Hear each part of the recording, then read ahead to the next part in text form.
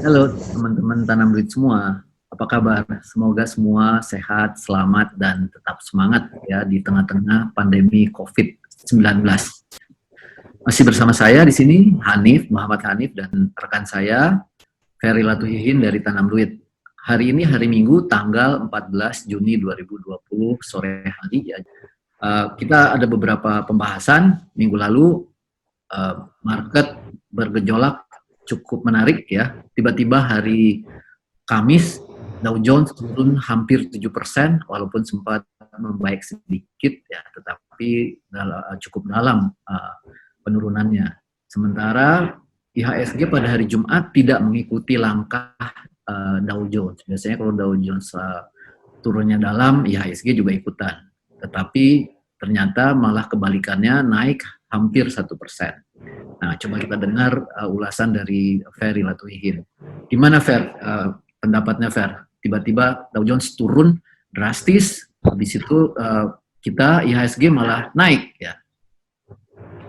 Ya, gini, Dow Jones itu turun drastis, boleh dibilang 1.800 so much point, itu disebabkan oleh speech-nya atau konferensinya si Jerome Powell, the Fed, yang menyatakan bahwa this is terrible, ya istilahnya ini kacau ekonomi kita ini bakal panjang recovery-nya, ya kan? Nah ini shocking the market, langsung lah Dow Jones turun 1.800 poin, tapi juga ada alasan turun yang segitu banyak. Itu Dow Jones pun saya merasa kepada teman-teman, saya bilang, I'm afraid this is bubbling. Ini bubble di atas 27.000, sementara tragedi corona ini kan masih gelap sekali impact-nya terhadap ekonomi, ya kan? Walaupun dikatakan bahwa tingkat pengangguran itu 13,3%, jumlah yang tercatat itu 20 juta manusia kalau nggak salah. Tapi kembali lagi, Dow Jones 27.700, apalagi Nasdaq udah nanjak sampai balik lagi sebelum corona di atas 10.000. Apa ya kan? Ini sangat membingungkan, ini bubbling gitu loh kalau menurut saya ya. Maka sedikit saja pemicunya, saya yakin banget ini akan terjadi drop yang sangat fatal, dan itu terjadi. Ya, tapi juga hiburan selanjutnya yaitu kita tidak mengikuti, ya kan? Kita tidak mengikuti, artinya indeks dari 4.850 atau 47 itu pagi-pagi itu luar biasa orang jor-joran jualan. Hari Minggu nih, hari Jumat ya. Hari Jumat pagi itu ya, sesi pertama baru dibuka itu langsung indeks drop ambrol sampai ke 4.712 ya, luar biasa. Tapi saya senyum-senyum aja, sebab apa? Saya lihat Dow Food-nya juga positif, Dow Futures-nya ya. Ternyata memang benar, besokannya itu ya, malamnya indeksnya Dow Jones itu naik 473 poin ya, bahkan sempat 800 poin tapi akhirnya ditutup naik 477 poin, bouncing back, rebound ya. Indeks walaupun udah jatuh ke 4.712, ternyata di ujung jalan terus tarik, terus naik sampai ke 4.880, fantastis ya, sangat luar biasa. Asing melakukan net sale sampai 1,2 triliun. Asing kecil ya. Itu hari Jumat aja tuh ya? Itu hari Jumat.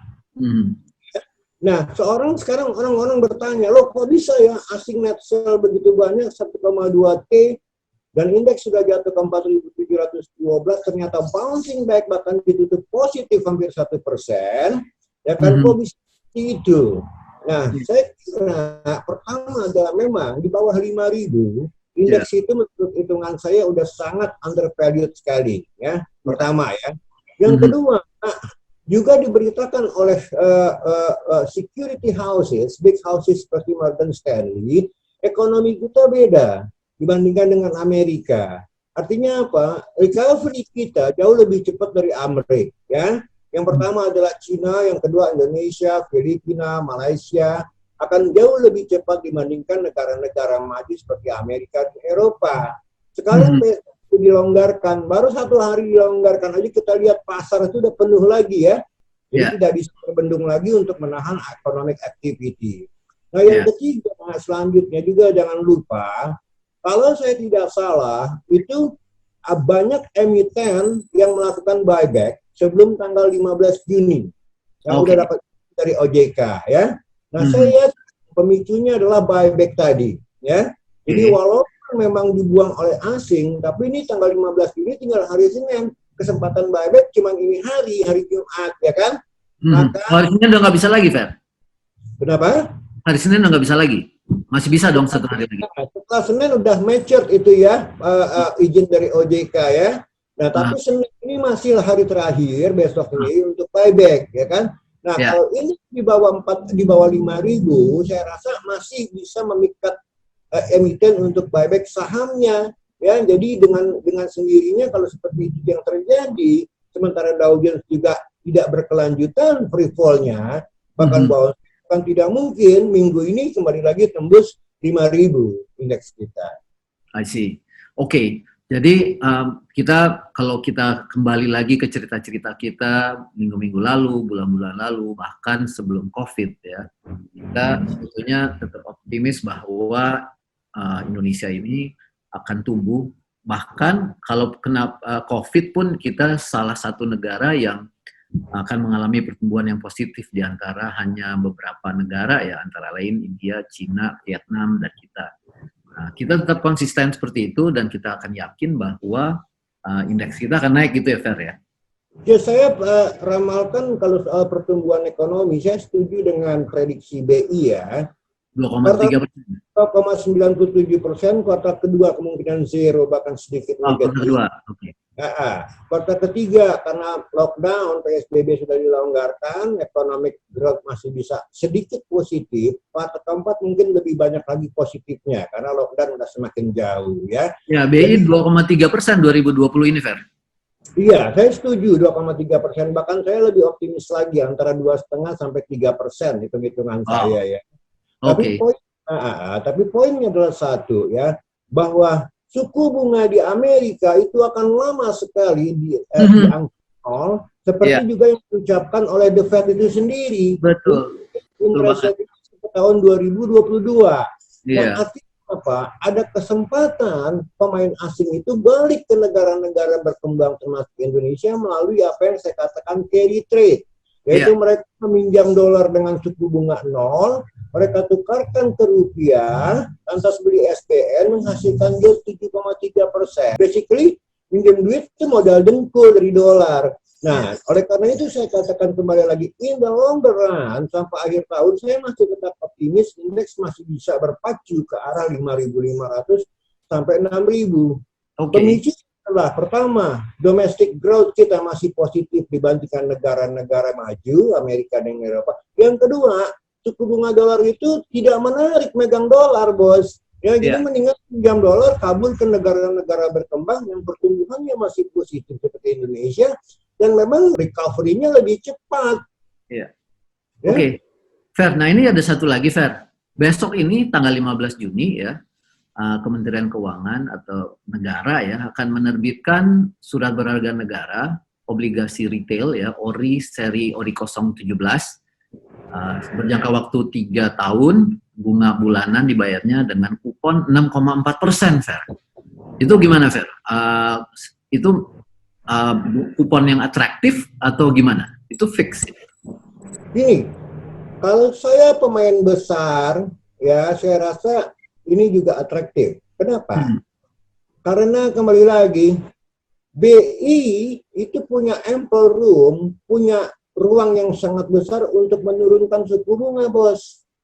Bunga acuannya bahkan mungkin lebih rendah dari 4%, bisa ke 3,75 atau 3,5%. Artinya apa? Kalau nanti bulan-bulan mendatang pemerintah mengeluarkan lagi surat utang negara dan suku bunga BI sudah turun, Anda tidak dapatkan lagi 6,4%. Mungkin kita harus melihatnya outlook ke depan bagaimana. Yang saya melihat suku bunga bakal trending down. Karena lagi rupiah ada kemungkinan juga menguat lagi ke 13.500 ke 13.500.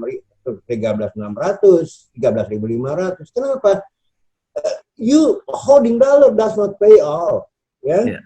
Percuma megang dolar karena nol di sana. Saya yakin treasury yield di Amerika juga tahun depan akan menuju nol. Seperti di Jepang sudah negatif ya malahnya.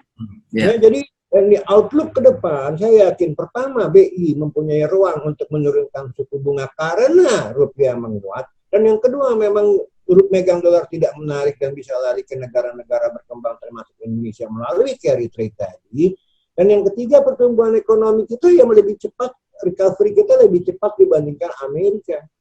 Oke, sure. Wah, bagus banget nih Fer. Selalu kita punya berita yang menarik dan bagus ya. Bahkan kita bisa bilang bahwa sekarang masih tetap saatnya untuk menambah alokasi investasi baik itu ke yang berbasis saham ataupun yang berbasis surat utang ya atau obligasi. Ya, dari episode sebelumnya juga kan prediksi kita tidak meleset, Bos. Betul, benar banget. Bakal tembus 5.000 bulan Juni dan ternyata terjadi kan ya? Iya, betul. Oke. Okay. Sekarang istilahnya buat saya kalau orang nanya adalah invest di mana? Saya bilang cash is stress. Iya. Yeah.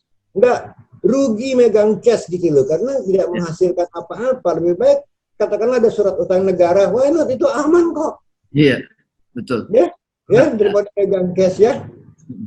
Oke, Fer, thank you atas ulasannya.